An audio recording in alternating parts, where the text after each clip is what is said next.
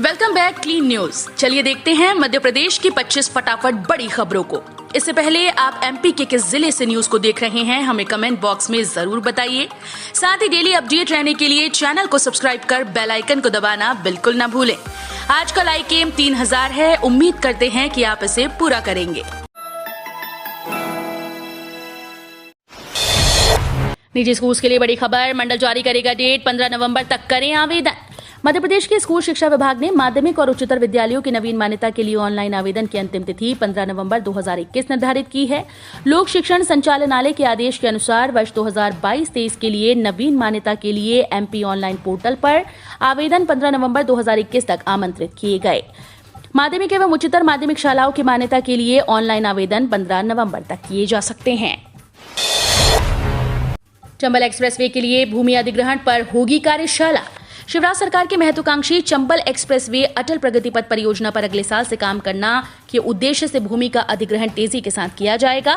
इसके लिए राष्ट्रीय राजमार्ग विकास प्राधिकरण को 31 दिसंबर 2021 तक निःशुल्क भूमि का हस्तांतरण किया जाना है। इस काम को समय सीमा में पूरा करने के लिए 21 और 22 अक्टूबर को भिंड, मुरैना और श्योपुर में राजस्व, वन, लोक निर्माण और प्राधिकरण के अधिकारियों की संयुक्त कार्यशाला होगी। लोक सेवा आयोग ने स्थगित की परीक्षा, आदेश जारी, जल्द होगी नई तारीख की घोषणा। मध्य प्रदेश में एमपीपीएससी उम्मीदवारों को बड़ा झटका लगा है। दरअसल 24 अक्टूबर 2021 को आयोजित होने वाले सहायक प्रबंधक परीक्षा 2021 को एमपीपीएससी द्वारा स्थगित कर दिया गया। हालांकि परीक्षा स्थगित करने के कारण अपरिहार्य बताए गए। बता दें कि मध्य प्रदेश लोक सेवा आयोग के द्वारा लोक स्वास्थ्य एवं परिवार कल्याण विभाग के अंतर्गत आने वाले सहायक प्रबंधक परीक्षा 2021 घोषित कर दी गई है। पीएम मोदी की 16 करोड़ की गतिशक्ति योजना में एमपी की होगी अहम भूमिका। बीते बुधवार को केंद्र की मोदी सरकार ने 100 लाख करोड़ रुपए की गतिशक्ति नेशनल मास्टर प्लान की शुरुआत कर दी। देश के विकास के लिए इस योजना को बेहद अहम माना जा रहा है। बता दें कि इस गतिशक्ति नेशनल मास्टर प्लान में सरकार की योजना है कि साल 2024-25 तक सौर ऊर्जा उत्पादन को 87.7 गीगावाट से बढ़ाकर 225 गीगावाट करने का लक्ष्य रखा गया। मध्य प्रदेश में जुलाई अगस्त की बाढ़ ने सिंचाई संरचना को 790 करोड़ का नुकसान पहुंचाया। ग्वालियर, चंबल संभाग सहित मध्य प्रदेश के विभिन्न क्षेत्रों में जुलाई अगस्त में आई बाढ़ ने सिंचाई संरचना को भारी नुकसान पहुंचाया। नहरों की वर्तमान स्थिति रबी सीजन में समस्या बन सकती है, क्योंकि नहरों के कई जगह से टूटी होने के कारण आखिरी खेत तक पानी पहुंचाना संभव नहीं होगा। जल संसाधन विभाग ने 790 करोड़ रुपए के नुकसान का आकलन किया। इस संरचना को जल्द दुरुस्त करने के लिए राज्य ने केंद्र सरकार से मदद मांगी है। रेलवे में 10वीं पास कैंडिडेट्स के लिए अप्रेंटिस के पदों पर निकली भर्ती। रेलवे में अलग अलग पदों के लिए अप्रेंटिस के लिए भर्ती निकाली गई है। योग्य उम्मीदवार उत्तर मध्य रेलवे की ओर से निकाली गई इन भर्तियों में अपनी किस्मत आजमा सकते हैं। उत्तर मध्य रेलवे प्रयागराज, झांसी और आगरा मंडलों में अप्रेंटिस के लिए 1664 स्लॉट के लिए आवेदन मांगे गए। रेलवे रिक्रूटमेंट सेल ने 2021-22 के लिए अगले चक्र के लिए नोटिफिकेशन जारी कर दिया। इन पदों के लिए परीक्षा नहीं देनी होगी, बल्कि मेरिट के आधार पर चयन किया जाएगा। नरसिंहपुर की 70,000 बेटियां योजना से लाभान्वित। लाडली लक्ष्मी योजना से जिले के करीब 70,000 बेटियों को लाभान्वित किया गया। योजना के तहत लाडली लक्ष्मी उत्सव के मौके पर सीएम शिवराज सिंह चौहान ने वीडियो कॉन्फ्रेंसिंग के माध्यम से प्रदेश की 21,000 से ज्यादा लाडलियों के लिए 599 करोड़ रुपए की छात्रवृत्ति का खातों में ऑनलाइन हस्तांतरण किया। बता दें कि योजना के तहत पात्र बेटियों को कक्षा 6 में प्रवेश लेने पर 2,000 रुपए, 9वीं कक्षा के प्रवेशार्थियों को 4,000 रुपए, कक्षा 11वीं में प्रवेश लेने पर 6,000 रुपए और 12वीं में प्रवेशार्थियों को 6,000 रुपए की छात्रवृत्ति प्रदान की जाती है। हमीदिया में भी हो सकेगी रोबोटिक और स्पाइनल एंडोस्कोपी सर्जरी। अब प्रदेश के अस्पतालों में भी स्पाइन की एंडोस्कोपिक सर्जरी के साथ रोबोटिक सर्जरी जैसे बड़े ऑपरेशन संभव हो सकेंगे।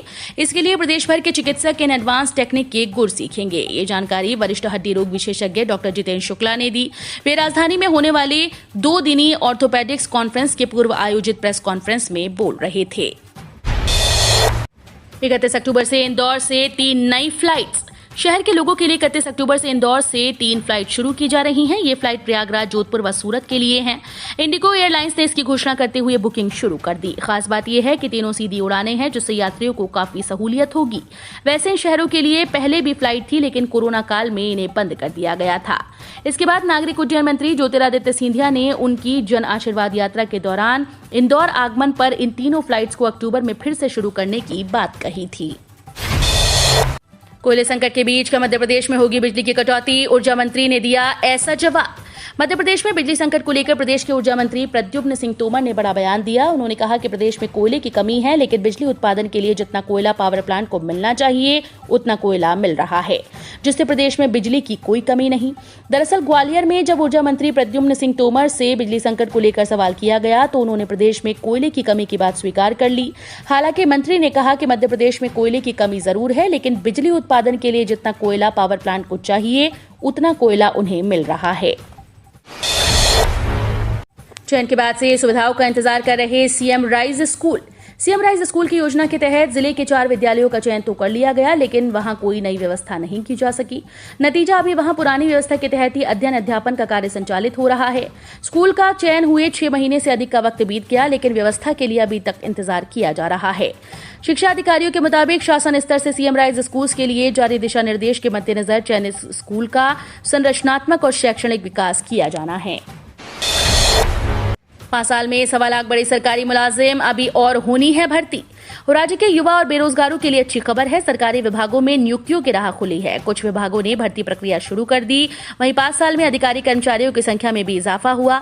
ये संख्या 1 लाख से अधिक है। इतने ही पदों पर भर्ती भी होनी है। प्रयास यही है कि इस साल के अंत तक विभागों में नई नियुक्तियां शुरू हो जाएं।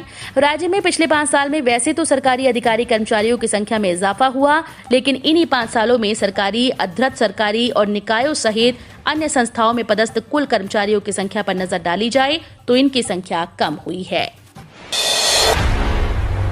मध्य प्रदेश के सागर जिले से पैदल दिल्ली पहुंचे छोटेलाल से मिले प्रधानमंत्री नरेंद्र मोदी।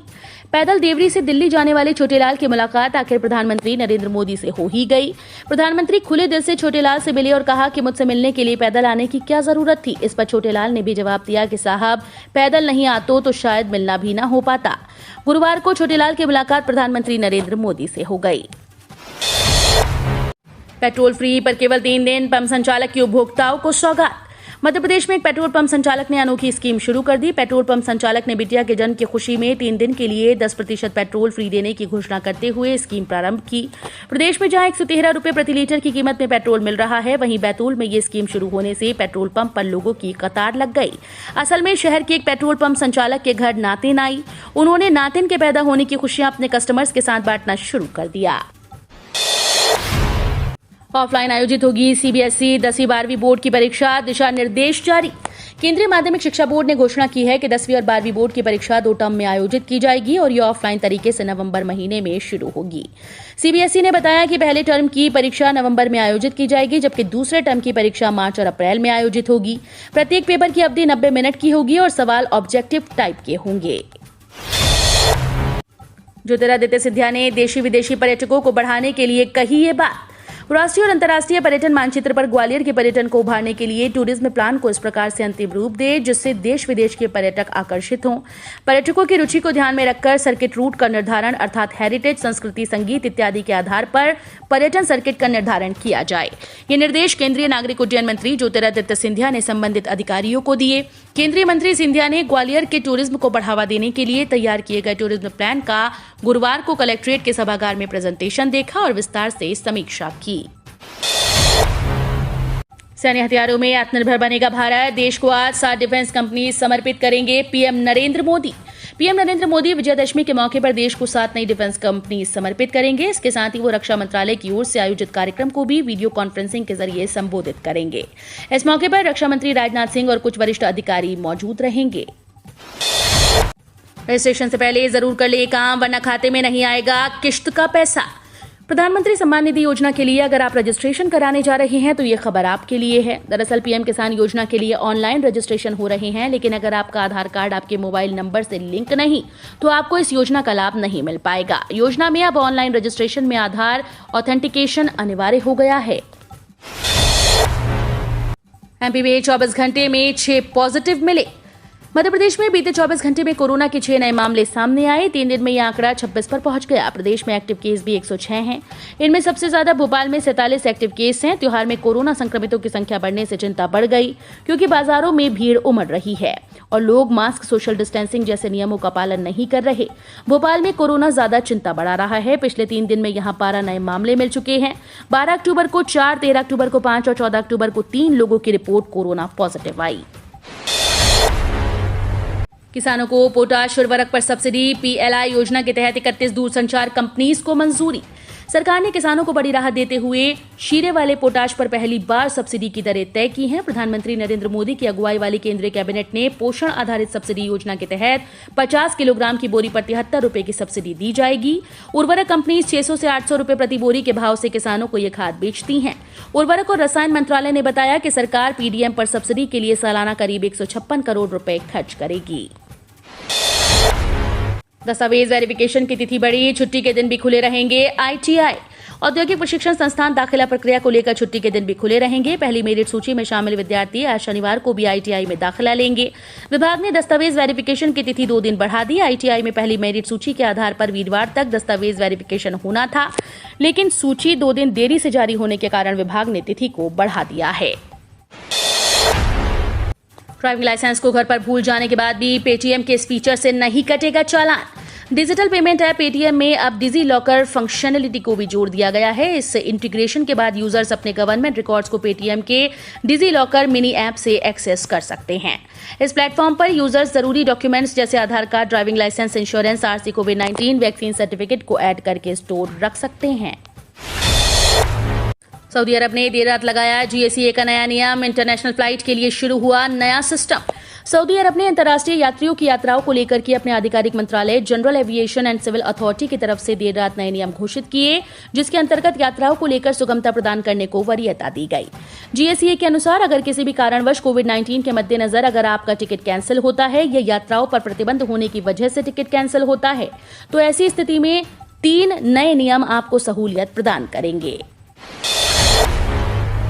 मध्य प्रदेश में भीख मांगने वाले कुष्ठ रोगी और किन्नर भी अब प्राथमिकता परिवार की सूची में ये होगा लाभ। प्रदेश में अब सार्वजनिक वितरण प्रणाली के तहत अन्य वंचित वर्ग, कुष्ठ रोगी और किन्नर को भी 1 रुपए प्रति किलो गेहूं और चावल दिए जाएंगे।